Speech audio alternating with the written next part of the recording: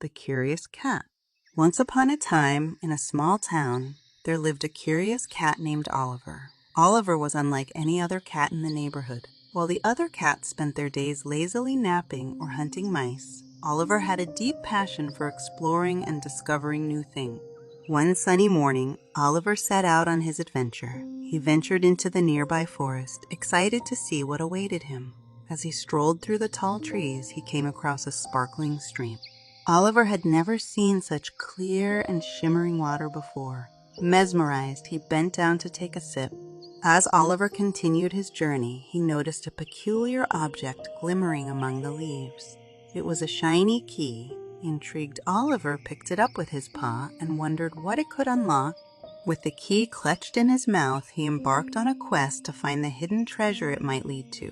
The key led Oliver to an old abandoned house at the edge of town. The door creaked open as he nudged it with his nose. Inside, he discovered a dusty library filled with books of all shapes and sizes. Oliver's eyes widened with excitement. He had never been surrounded by so many stories before. He hopped onto a nearby bookshelf and chose a book titled The Magical Journey.